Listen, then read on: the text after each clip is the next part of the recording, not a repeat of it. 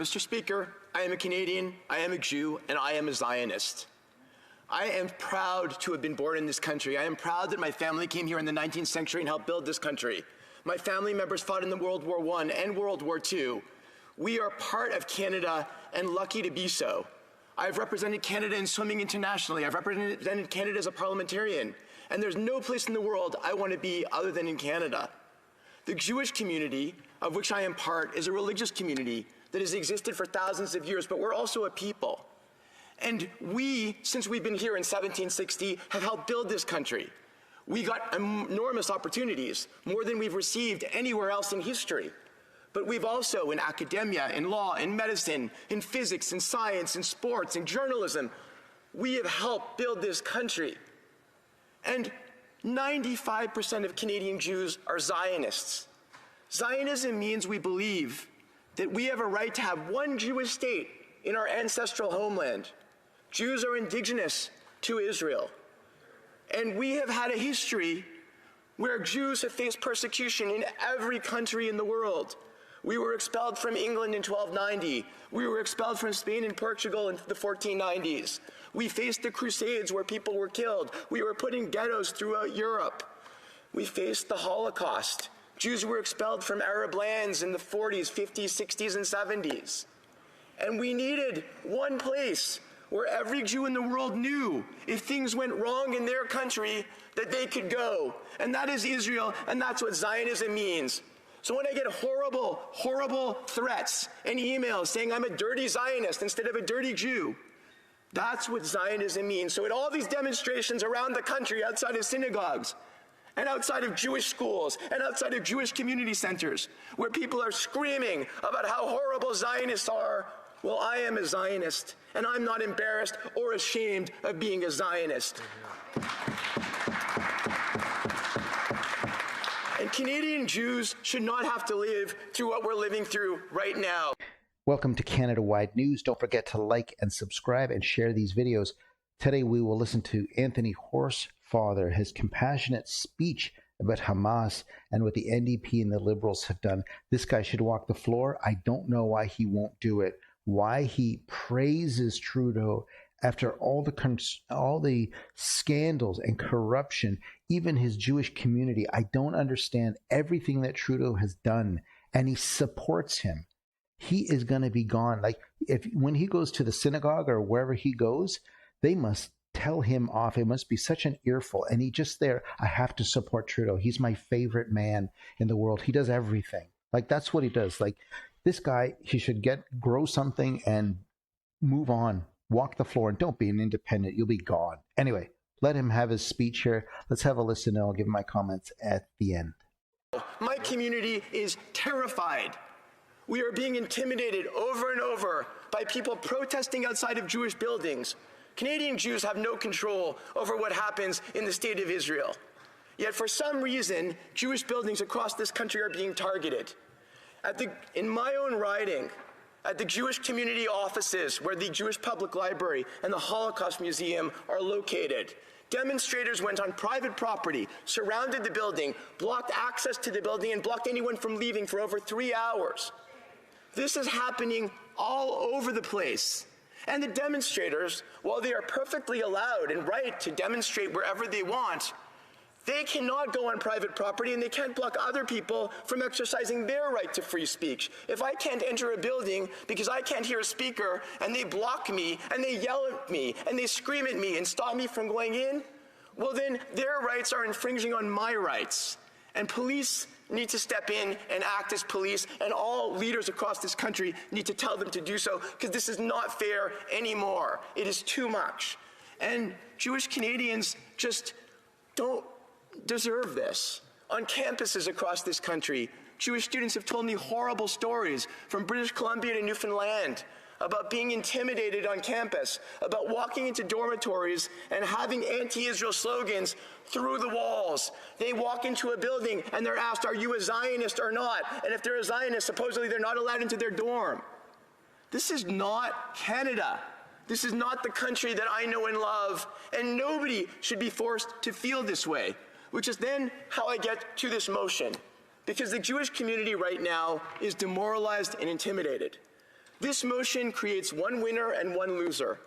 Most Canadian Muslims will vastly support this motion, and they're feeling lots of pain right now in watching the events that are happening in Gaza.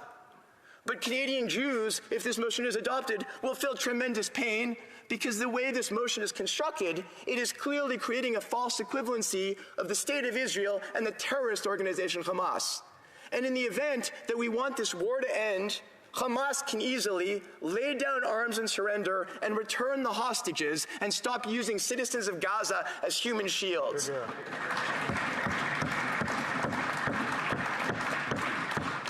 And essentially, while I appreciate my colleagues in the NDP, this motion, as some other colleagues have said, rewards Hamas.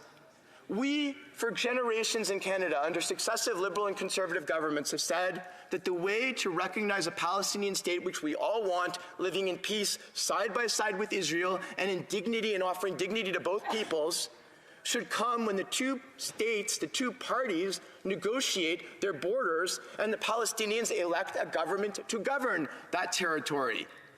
The West Bank is governed by Fatah, which has been in power without an election for 20 years. Mr. Abbas was elected in 2004.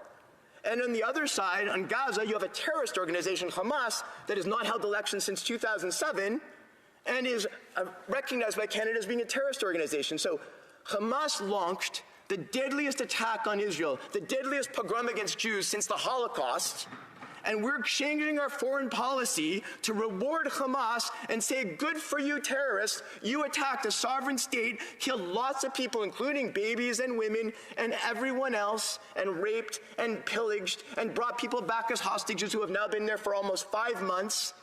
And yeah, let's recognize that state that we've never recognized before. What a great idea for other places in the world where terrorism ferments. Who would love this? Iran. Iran would love this because Iran is the people in the Middle East that are fermenting terrorism everywhere, whether it's Hezbollah in the north or Hamas in the south. They are supporting this, and they are loving every minute as the world tears itself apart to criticize Israel instead of focusing on Iran and its regime. And when you talk about arms sales, Mr. Speaker, let's first recognize that the American government supplies billions of dollars of arms to Israel. Canada and the Canadian government don't sell arms to Israel directly. We have provided for many years only non-lethal weapons because nobody's applied for lethal weapon permits, and these non-lethal weapons are going to a friend and ally, Israel, at a time of war. Imagine what the world would look like if all of the countries in the world, which I presume is the principle of the motion, say we will not ship arms or even non-lethal weapons to Israel, while Hamas and Hezbollah will continue to get their weapons from Iran, through Egypt, and through Lebanon. So Israel, while it has missiles launched at it from Hezbollah in the north and Hamas in the south, will be unable to fight back and be bereft of weapons. That, Mr. Speaker, is a false equivalency that we're now making between Hamas, a terrorist organization, and Israel. And I don't think that this motion goes toward furthering anything toward peace. In fact, it's doing the opposite. It's telling our friend and ally that they're being treated in a different way than the terrorist organization, which is benefiting from weapons being shipped to it. I had the opportunity with the member from Calgary Nose Hill and the member for Eglinton Lawrence and the member for Thornhill and the member for Winnipeg. I wish I could remember the name of the riding, Charleswood, St. James, Assiniboia, Headingley, to visit Israel. And we saw the wreck of the destruction of Hamas. We visited a kibbutz where we saw buildings burned and people who had been burned to death in their safe rooms. We saw blood splattered all over the place, houses ransacked. We heard from people who had been terrorized. And you have to understand, Mr. Speaker, Israel feels that if they don't destroy the terrorist group Hamas, there will be another pogrom that kills more Israelis tomorrow or the next week or the next month. So I understand how horrible it is to see the situation in Gaza. I understand how the world looks at it with revulsion to see people dying.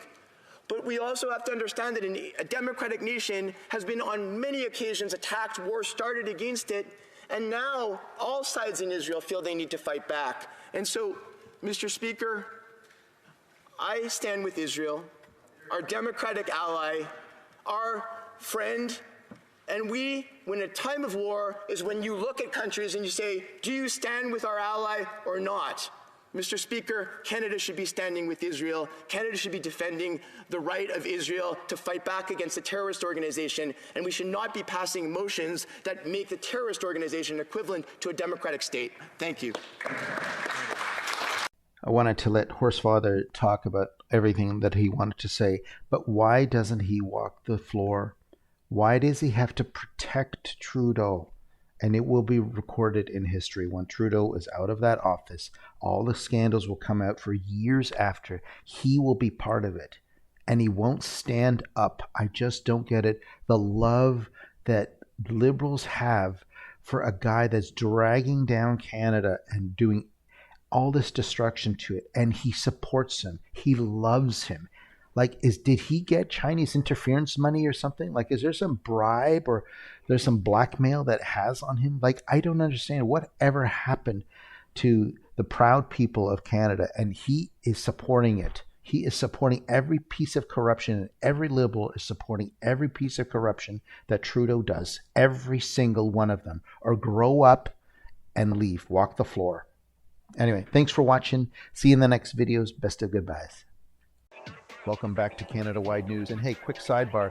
I've noticed a bunch of you are lurking in the shadows, uncommitted to my subscriber list. With Trudeau eyeing the internet like it's his personal playground, subscribing is your ticket to never missing the show. I'll keep you in the loop with all the updates. As always, your opinions matter, so drop your thoughts in the comments below. Now smash that like and subscribe for more impactful stories. Your engagement really changes the game.